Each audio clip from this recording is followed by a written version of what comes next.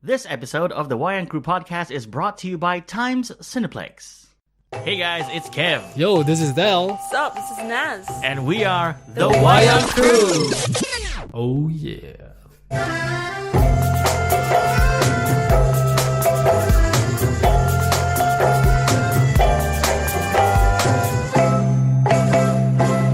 Hey guys, welcome back to another episode of the Wayang Crew Podcast. Yay. That's right, this week it's just me and Del because So lonely. because it's still Hari Raya here in Brunei, and our other co-hosts are busy off, with the family and enjoying this festive season. It's as if the first week is less busy than the second weekend. Yeah, it seems that way. I guess things are sort of maybe picking up steam. Yeah. They have a whole month. Yeah. So, how are you this Sunday, Del? All right. We are talking about people celebrating Hari Raya, and some of my part-timers didn't turn up for work today, unannounced. So I had to go in and help out this morning, like 8 o'clock. So I've been working since 8. And yet you're here. I'm here. That's commitment for you for the Wayang Crew. Unlike the others.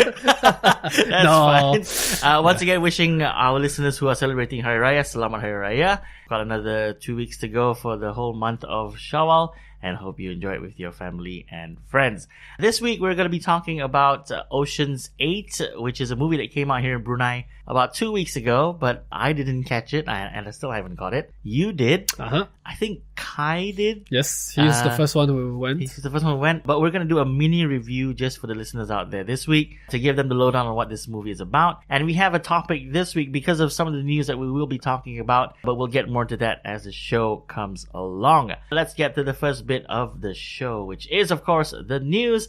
And the big news from this week is that Fox apparently has accepted Disney's new bid in a major blow to Comcast. And this is in reference to the bid that went up from Disney. They were previously at 50-something billion. Yep. And then Comcast came in at like 65 billion. Mm-hmm. And then Disney hit back and said, okay, you know what, we'll buy you for $71 billion. Yep. That's in cash and stocks, and nothing official, nothing from Fox or Disney, but there are reports flying around that Fox likes this new number, and they've said yes. Who doesn't like this new number though? I mean, if you're Fox, think about it. When the first offer you got was 50 something, which then jumped to 60 something, which then ended up at 70 something. It's like crazy. It's in billions, and you're spiking it in with for over 5 billion each time. Yeah. So it's like a good present for Fox. Something to note though, based on this amount that Disney has offered, which is in the region of 72 billion, somewhere there. If this deal goes through, Disney will be absorbing the losses that Fox is now holding, which is somewhere in the region of $14 billion. So overall, this is an $85 billion deal. Yeah. Where does Disney get all these billions from? Sheesh. Star Wars is making a lot of money for them, I guess. But not to the tune of $85 billion. Star Wars and Marvel.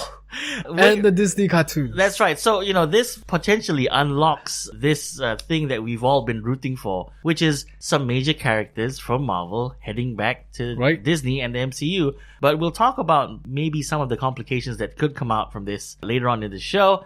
Did you catch the Creed 2 trailer? Oh, yes. That looked good. Yes. It looked really good. Michael B. Jordan is back. Mm-hmm. We see him in a training montage, and there's underwater boxing, and and then at the end it's revealed that this new person that they're talking about, who he wants to go up to in the ring, is the son of Drago, sorry. Yep. He was the father, which was played by Dolph Lundgren, which will be played again by Dolph Lundgren. I think appeared in Rocky 4. Rocky 4. Yeah. So, they are bringing that character back, and this time also, like you said, Michael B. Jordan's back, and he has a kid. Whether or not he's married, we don't know yet.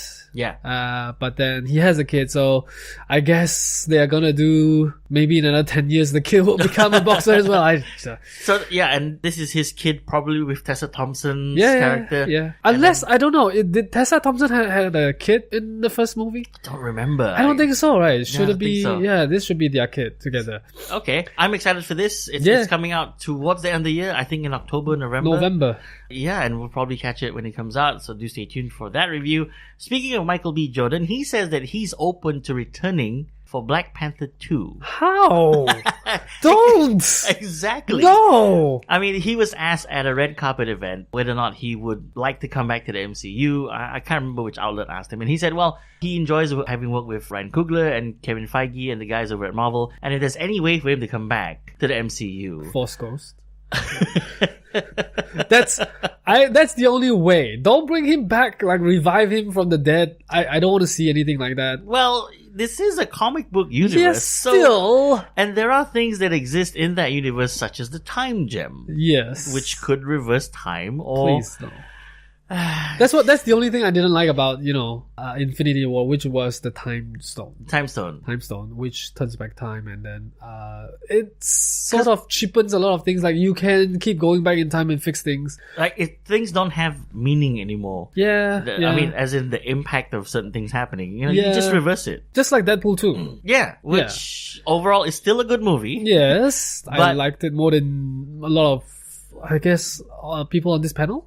Maybe? Yeah, but then at the end of it, as we talked about on the show in our full spoiler review, a lot of things were sort of undone. Yeah. So where's the learning from that? Yeah. Okay, that's a question. Yeah. Ant-Man and the Wasp, which is a movie coming out early July. Getting very excited about it. Yeah, we've got about 2 weeks to go for that movie to come out. Mm-hmm. We saw a couple of things in the last trailer. There was that conversation between Scott Lang and Laurence Fishburne's character. Yep. Who is Goliath. Yes. It was like a size competition, what was your biggest? I was 21 feet, I was 65, and it is rumored that Laurence Fishburne may actually appear as Goliath in the movie. Like a flashback, maybe. Yeah, like a flashback. Yeah, I'm all for that. I guess so, but then having seen Ant-Man at 65 feet, right. And then Goliath, who says that his record was 21 feet. Yes. Is there like a 1/3 difference? 2/3 difference, sorry. Yeah, because like the trailer also showed Ant-Man going up to 60 plus feet in the water. He's standing in the like a sea or ocean. Next to the ferry. Yeah. So you gotta be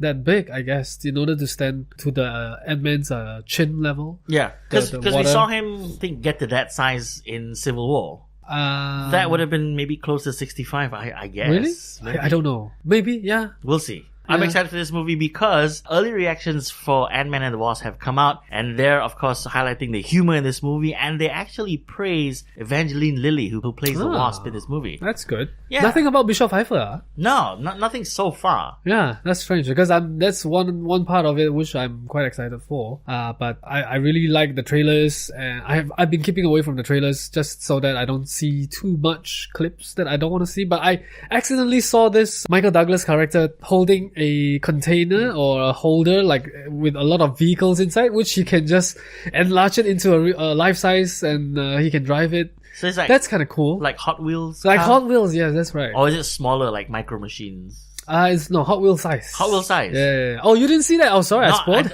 Yeah. My eyes sort of widened. I'm like, what? But yeah, Ant-Man and the Wasp coming out early July. We'll be sure to get a review out for you guys. Marvel Studios is apparently eyeing a female director for the Black Widow movie. Now, this is a movie that you in particular... I don't want to see. You're against this. You're like... I don't need this movie.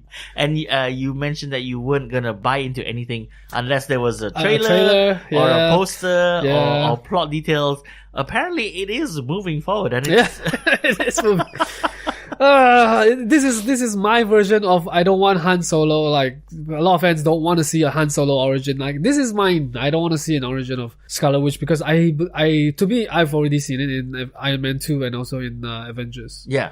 So I'm good, I don't wanna. Yeah. I check it out. Yeah, when it comes out, I will be the first in line to watch. Yeah. And if I probably will love it because it's Marvel and they'll do a very good movie. Yeah.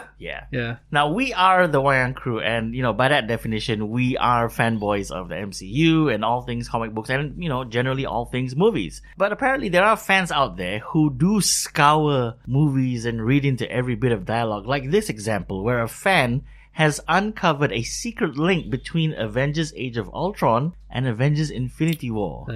So what we're talking about here is that scene in Avengers Age of Ultron where Thor runs off somewhere and he ends up in this seeing pool where he... Is that what it's called now? Seeing pool? I think it's a seeing pool. And then he gets visions. Yeah. Like Heimdall is telling him stuff. Yeah. And then he suddenly is aware of the power of the Infinity Stones. And the next time we see Thor in Age of Ultron, he's there to sort of jumpstart Vision. And then Vision comes up and he goes, the line is something along the lines of, I've seen the destruction that, and he points to the Soul Stone, brings. Right. So then linking up with Avengers Infinity War, the Soul Stone is the last stone that Thanos gets. Yep. And he pulls it out of Vision. And that line in Avengers Infinity War fits so nicely with Infinity War. However, if you think about it, if Thor knows the danger of that stone, why did he awaken Vision? Why not destroy the stone? I don't have an answer for you.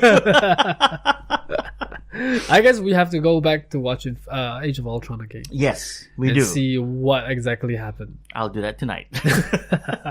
Tom Holland, who is one of the newer additions to the MCU. Of course, the character of Spider-Man is owned by Sony at this point, so he's on loan, I guess, for the foreseeable future to Marvel. He's been well known to sort of leak out certain details, and whether or not it's intentional, it's always labeled as quote unquote accidentally. Yep. It could just be a marketing tool because he's so charming and adorable, and people are not going to say you spoiler. They're going to go, "Aw, he's like one of us." He was a fanboy.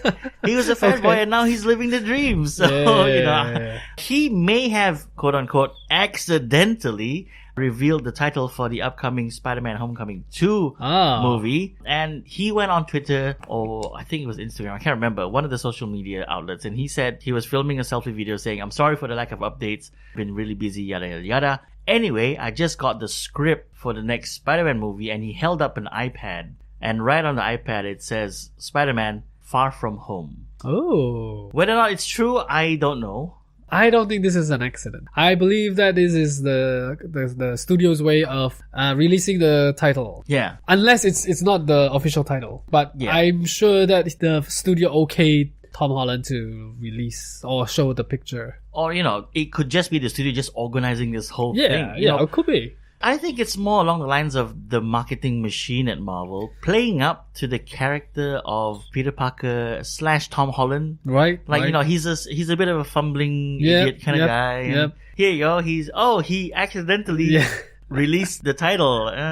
It's cute, but I don't know how many more times they can do this. Yeah, I guess doesn't really matter how many times, because as long as it feels genuine, I guess, not something that is too architectured. Yeah. But then, like you said, he's a fan. He's like one of us. He recounted the experience of having seen the first Avengers with his friends when he was like 13 or 14. Yeah, and then now he's in the movie, so it's so surreal. So I guess we can see where he's coming from. If that was us, we would be. Oh yeah, anything like anything I would post on the. Exactly. Yeah. Speaking of the next Spider-Man movie, there is a rumor that Spider-Man may get a new costume in. Of course, they need to sell toys. You're right. Yeah. They need to sell toys. Like Ant-Man has 3 costumes, even though he has only 2 movies. But he was in Avengers for that one airport scene, and he's got a new suit already for that. And they were able to sell 2 because one is the Ant-Man, one is the Giant Man size. Toy. Yeah. This is it started back with Star Wars and He-Man, where you make a movie and you want to sell toys with it so that you can earn more money. But the thing with Spider-Man is that even if he has a new costume, it's pretty much just a color change or a color add-on. Or a different design. Slightly different design, but not straying away too far away. Yeah, maybe it has one less stripe on the, one less webbing line on the suit, and then that's a whole different suit. We shall see. I'm probably going to buy some toys from this. Yeah. We talked about a super fan, who apparently watched Avengers Infinity War 47 times. Yep. And he was rewarded by the Russo brothers with a ticket for the premiere for the premiere of Avengers 4, which is coming out in April of next year. Right. Little did we know that all the way in the UK there is a Marvel superfan who has seen Avengers Infinity War 100 times. Right. And now he did this with a limitless pass. Yeah. Which is, I guess, a yearly membership that, certain Yearly or chains, monthly membership. Certain chains in the US and the UK, they sell it as a subscription thing, and you have a card. Right. And anytime you want to watch a movie, you book it online, or you show up and you get a ticket and you go in. Yep. 100 times. So we done the math before this. Yes. And we kind of figured it out that he needs to go to the cinema at least twice a day. Yep. For the period where the movie is showing in the cinema. Because it came out in April 27, 26. Right. So end of April. And we're at the end of June. Well, coming to the end of June now. Which we it's not even showing in our cinemas anymore. Yeah, it's So sort it of... was like a month and a half or something. It's come to the end of its run. Yeah. So 1 month is 30 days. 2 months is 60 days. Yep. To reach 100, he would have gone to the cinema at least twice a day. Yep.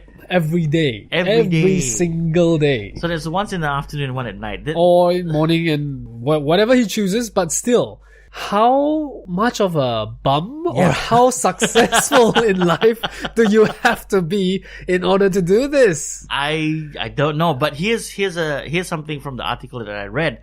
And now it said that he watched Avengers Infinity War. That's 100 times. So we've done like the rough math. Yeah. And that's twice a day in the cinemas to watch just Infinity War. Deadpool 2 came out after Avengers Infinity War. I think it was 2 weeks after Avengers. Oh, okay, yes. Okay. 2 And weeks. he says he's watched Deadpool 2 20 Oh, times. that's right. So he would have So had he to, would he would have had to mash in he would have to stay or live in the cinema. Maybe he lives next door or across the road or something. Are you sure he's not the film projectionist? I don't think so. He's crazy. He's a 17-year-old from England. 17. Yeah. What are you doing with your life, man? Yeah. But I'm not gonna lie. If I could, I would. Yeah. But did the Russo brothers give him No something? news. Wait till the another report comes out to say that this guy has watched it 150 times. Or 200. Or 200. If it's still in theaters. Yeah. All right. So we talked about people who have watched movies 47 times, 100 times. I don't see anyone in this particular franchise who has done, or, more particularly a fan who have watched multiple times. Warner Brothers apparently says that DC's strategy is to make better movies.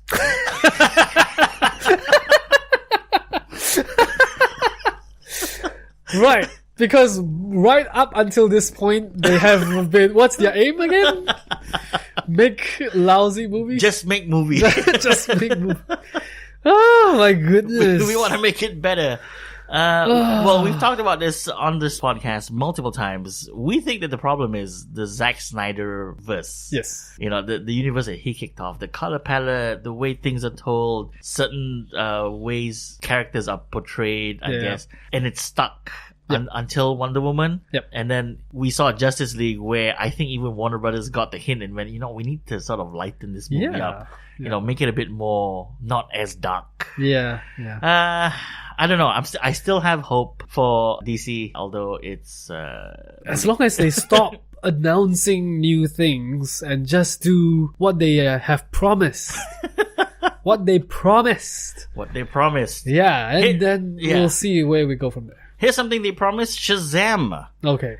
Apparently a trailer for Shazam is rumored to debut at San Diego Comic-Con next month. Together with Aquaman. Then. Together with Aquaman. We are expecting 2 trailers from DC, Shazam and Aquaman.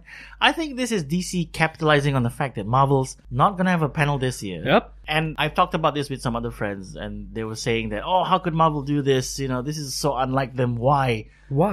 I think it's very simple. For them to have a panel, they would have to be revealing something for the next movie, which is Avengers 4. And I said, this is how it's got to be. Yeah, they have nothing to announce. By them having a panel there, you can just see by who's sitting there. Oh, these guys are going to be in Avengers 4. Yeah. But back to DC. So I want to see a Shazam. I just want to see how Zachary Levi does in the role. Yep. All we've seen is a photo. Yes. Of him in a costume, and I think there was another one of the kid eating ice cream.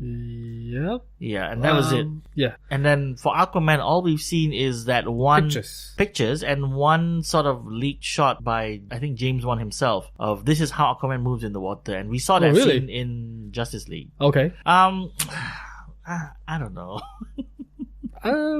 We'll see. We'll see. We'll see. We may even get a Wonder Woman, like a teaser kind of thing. Real? For the they're filming already. Yeah, for 1984, but they just started filming like a month You ago. can do a quick tease of 30-second tease or maybe. something. Speaking of Wonder Woman, there was a video that came out of Gal Gadot filming a sequence in the street, and she was suspended by wires and she was floating on the air. And this has led people to say, this might be the invisible jet. Oh, right. I saw the video. She seemed a bit too low on the ground for it to be a jet. Okay. But then the superfans came back and said, no, this is because the jet can change size, and that's the jet going from big to a motorcycle. Small. Maybe. Or a horse. I don't know. Do you think... Is it too much of a big jump for Wonder Woman to go from Wonder Woman 1 from World War One? Yeah. And then fast forward 40 years to 1984, and now she's got a jet. Well, possibly have a jet. In the comic books, there was a period where she was set in 1980s, I believe. And she did have, or in the cartoons, she did have an invisible jet. But to put that into a movie, I think it's quite... Even though the whole universe is not realistic, but it makes it even more unrealistic to have an invisible jet in this universe. So I don't know. If they do it, hopefully they have a good logic behind it or a good way of introducing it. But would it just be invisible, or would there be like for us viewers, for the moviegoers, would we see like a in the cartoon like where a it's glass? outlined? Yeah, it's like outlined in glass. Yeah.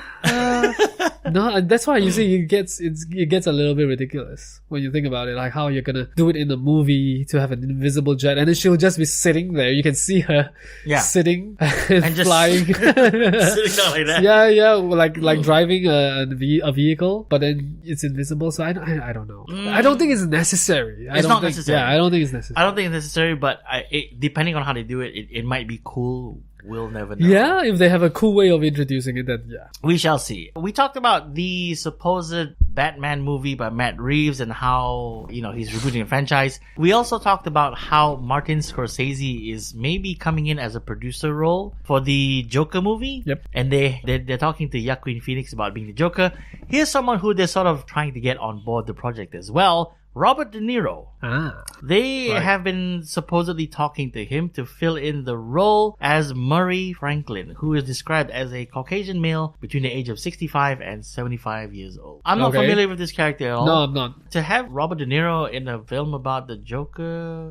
If this movie is actually going forward to begin with, because what we are not certain of yet is that this will actually go into production, whether Joaquin Phoenix will actually play the Joker, because they are also looking into another Joker movie with Jared Leto. Yeah. So I don't know if it is going forward, and if they get Robert De Niro, then good for them, because De Niro is a legendary actor. Yeah. And to get his caliber in a comic book movie, that's great. Like it's just like having Robert Redford in Winter Soldier. Winter Soldier, yeah. Yeah. Here's a fun thought though. Have Robert De Niro in the movie, which is going to be a Joker movie with Joaquin Phoenix, but he plays the character in Meet the Fockers.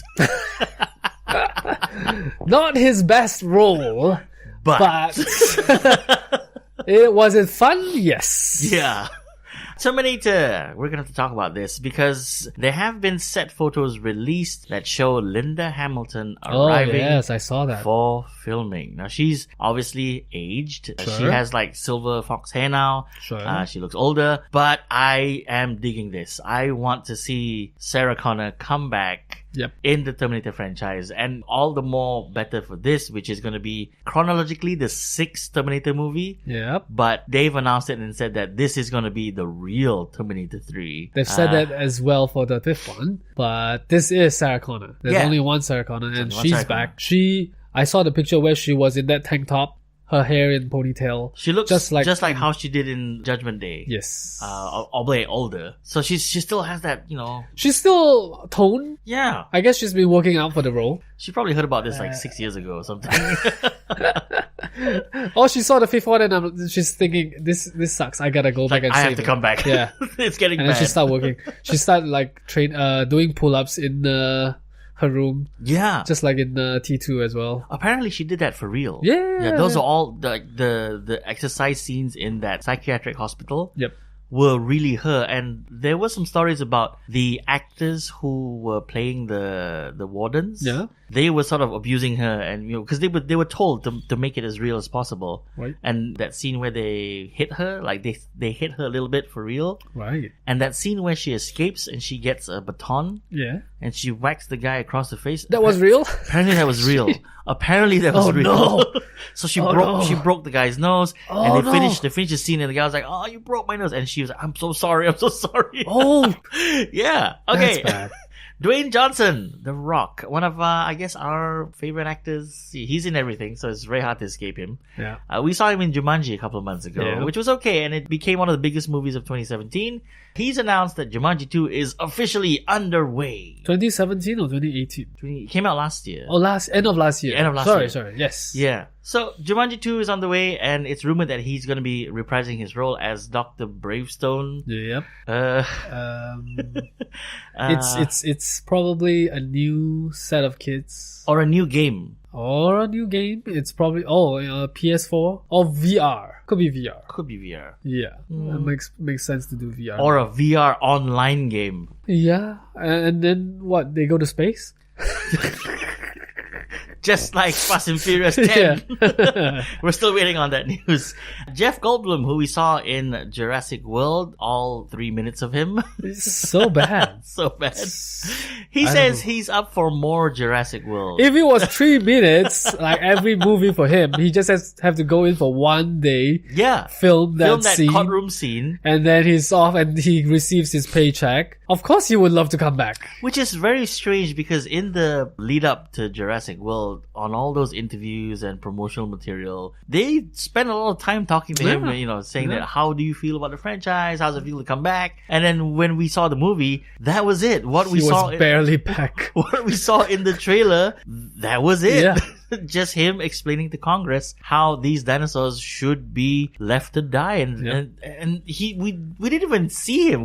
We heard his voice. Yeah, more like hearing than seeing.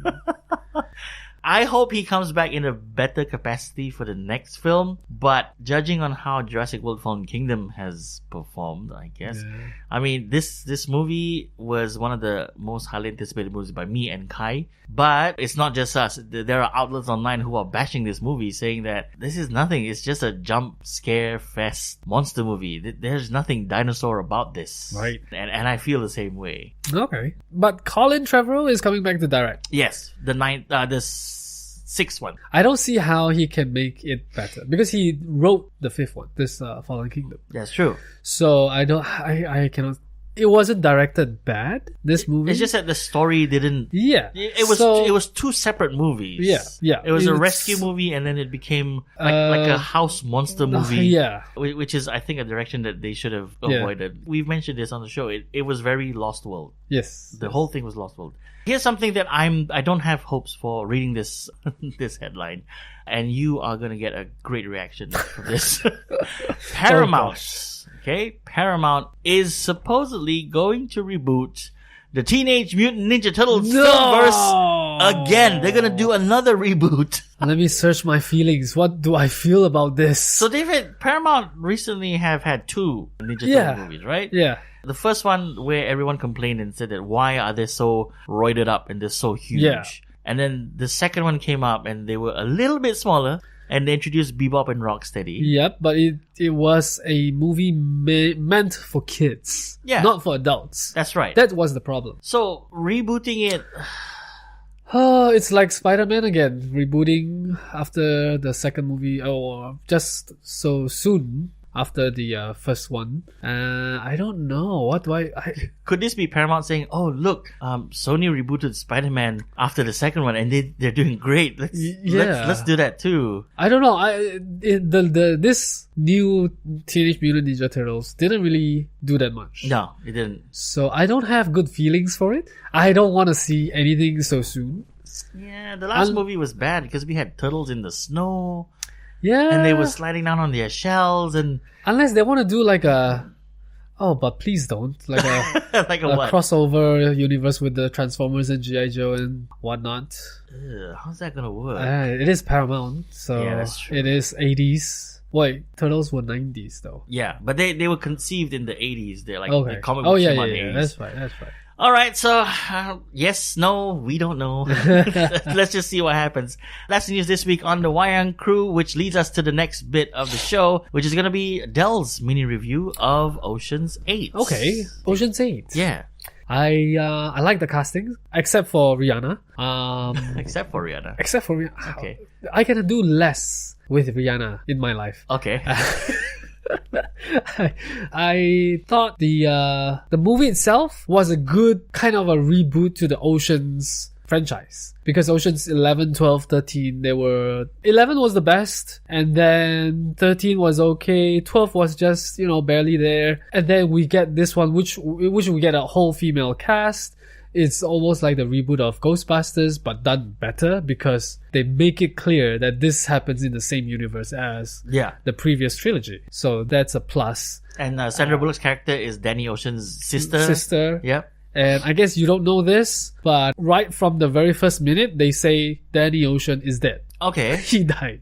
Whether or not that's true, we don't know. Because it's like there were a couple of times in the movie, in the story, that someone asked, oh, is he really dead? And Sandra Bullock doesn't really give a very 100% response. But as a movie, the spirit, the essence of the heist of Oceans, his way of like planning and the whole execution, even his flaws were also in this one. So it's essentially like using the blueprint of Ocean's 11 and doing this one. So that's a good thing, because Ocean's 11, it's sexy, it's slick, and then it's got a group of people who have very good chemistry together. Although individually you would never see this group together. Correct. Yeah. Correct. Okay. So you also have the Brad Pitt and George Clooney, the chemistry going on between that dynamic. Yep. Yeah. Between Bullock and Kate Blanchett. Yeah. And then you throw in people like Mindy Kaling and Sarah Paulson, and also Anne Hathaway. Yeah, it's like a really good mix of talent plus their own charisma.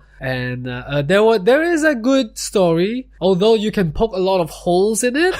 That's where my chief complaint will be. But then overall, I think it's still a very good heist movie, because I enjoy a good heist movie, and if I feel like I enjoy this one, then it is a good heist movie that was done properly. Okay, then I should definitely check this out. Oh yeah. Definitely check this out. Okay.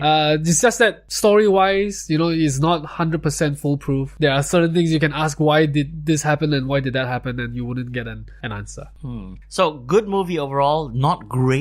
Not great, but good enough. But worthy enough to be in that franchise, the Oceans franchise. I would also say I would like to see another sequel. A sequel to this? And I hope they bring back Danny Ocean. Because in this movie, we did get one cameo from the Ocean's 11 group. Well, it's a very small character. But I would like to see a bigger one. Because initially they had Matt Damon coming in to do the cameo role. Yeah. But that was cut. Okay. Due to some, I don't know what's going on. I think one of those Me Too things that is happening with Matt Damon. I don't know. Okay. Nothing is for certain. But then it was rumored that this character was cut out, or his cameo was cut out. So they got someone else. But I would like to see more people from Ocean's 11 come in to cameo in the next one. Okay. Your rating for I would Ocean's give this 7 crystal jewels. Nice. Yeah. Anyway, I just realized something. This is Ocean's 8. Yeah. So they're probably setting up for a 3-movie arc here. 8, 9, and 10. Yeah. And then you have 11, 12, and 13. That's a good that's a good thought. That's good marketing. That is. All right. So that's Del's mini review of Ocean's 8. If you haven't checked it out, go check it out. I myself will probably try and squeeze it in the next week or so. Right. And then we'll probably recap it in the next episode just up at Liat if we do get down to it. Now we're going to have a very quick topical discussion between Del and myself about the bit of news that came out earlier on in the show, where I mentioned Fox had accepted the deal from Disney for $71 billion to buy over Fox, and more importantly, some of the characters in the Marvel franchise that Disney is so desperate to get back. So, Del, what do you think could come from this deal? Depending on where you stand, I mean, I know you really want to see the two worlds collide, like the Fantastic Four and the X-Men joining up into the MCU.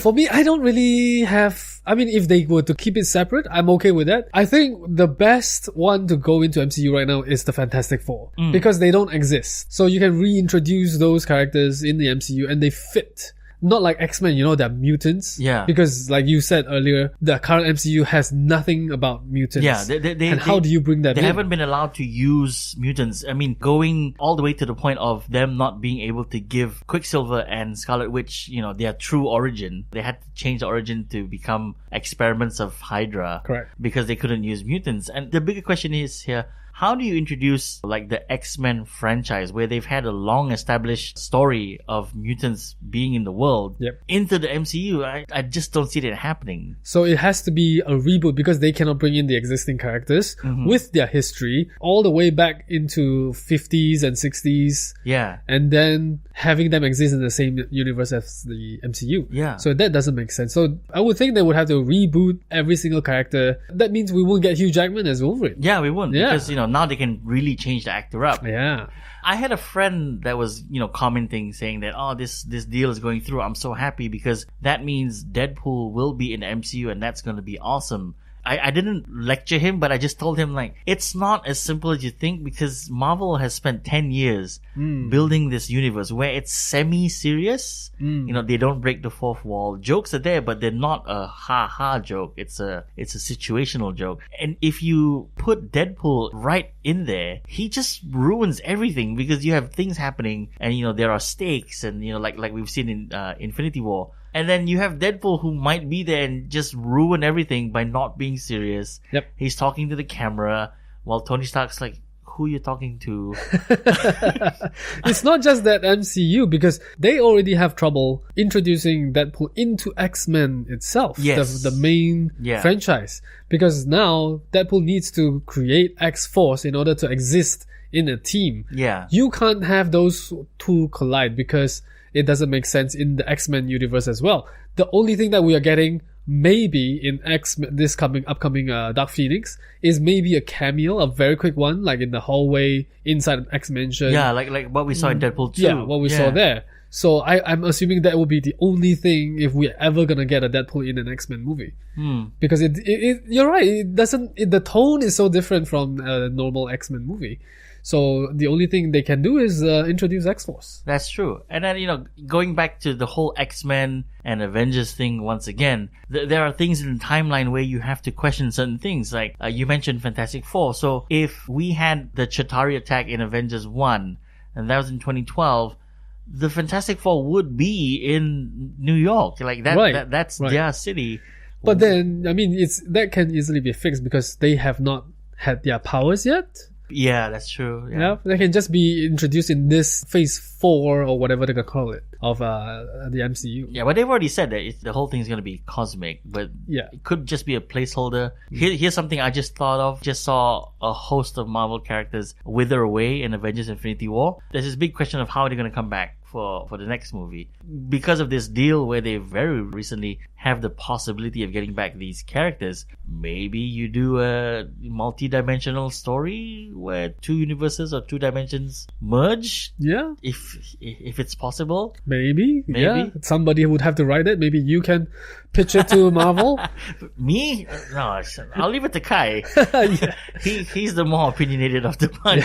What I'm also concerned about with this merging is the other arm of Fox, which is Fox Searchlight Pictures. Yeah. Because that arm produces really quality not stories, quality films. Yeah, not blockbusters themselves, but movies that really has more meaning and Oscar-worthy movies. So I'm more concerned about if that arm is gonna exist. Because even this year, you can see a lot of great movies that are under Fox Searchlight. Yeah, and it's like a platform for these aspiring directors and, to get their works out there and then get noticed. So we'll have to see whether or not this deal actually goes through. So far, we've only had reports. There's nothing concrete from either side. Yep. And we've talked about it on this podcast. This is all still subject to the US Congress and government approval, whether or not this deal can happen because of the size of the media conglomerate that Disney stands to be after this deal. So we'll just have to wait and see. But tell us what you think. If you guys are for it, and what would you like to see come from this deal, whether or not you think having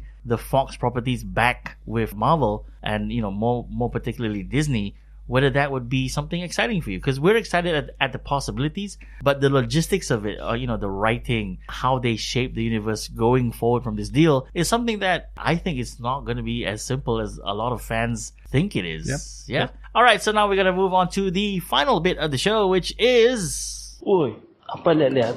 Apa liat-liat? Hoi, 看什么看? Apa liat-liat? Apa liat-liat?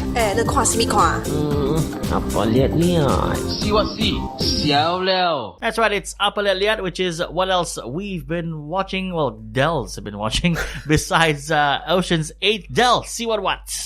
I've been catching up with Black Mirror. So I'm halfway through season 3. And season 3, the first 3 episodes, because there are only 6, were so different or so much more interesting and so much more intense than the first 2 seasons.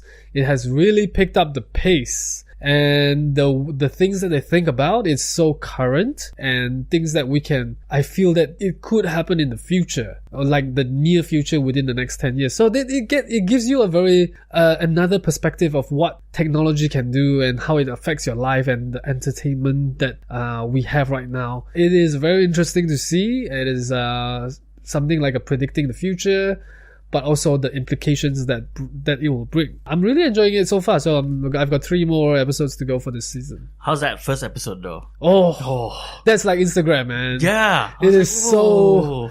And it's Bryce Dallas Howard. Yeah. It was good. All right. Is that all you've been watching this week? Yep. Pretty much. Okay, I managed to watch Isle of Dogs. And as you and Kai said, it's a great movie. And you can clearly see that it's a love letter to Japan by Wes Anderson. Oh, yes. I love the voice cast. Edward Norton, he we haven't seen him for a while in the movie, but he sort of fits as this dog that's like, he just wants to find his dog, and let's help him. And then Bryan Cranston is in it as well, which was good. Apart from Isle of Dogs, Jeff Goldblum as well. Jeff Goldblum, he's the dog with the rumors. That's true. Bill Murray's in it as well, which is it's a great movie. If you haven't caught it, do try and find a way to see it. I also managed to rewatch Rampage. Okay, why would you do that? We reviewed it on this podcast as a movie that we saw in the cinema, and we said it's not great because it's just a smash and bash movie. But as a movie that you have on in your living room while you're doing other things like work or texting on your phone, it's fine. It's totally fine. I was okay with it watching the second time. I was like, sure, this is fine. I mean, for a smaller screen, I think it's okay. So I think Rampage might do well in the home box office. Like a Netflix kind of thing. Either Netflix, so I'm not so sure about digital sales, but we'll see. That reminds me, I just watched Take Me Home Tonight. I don't know if you've seen this. It came out a few years ago. It's a John Hughes inspired movie, like high school kids, and it's starring Topher Grace and Teresa Palmer. And I looked at it.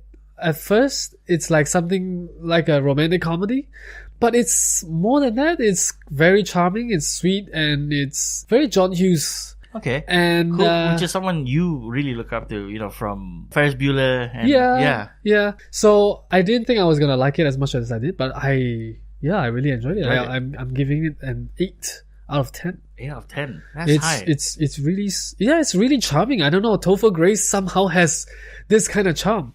Okay. Is this Topher Grace from Spider-Man 3? Yeah. Not the same character. Not the same character, but more like that 70s show, Topher Grace. So where we love him. Yeah. Okay, not as Venom.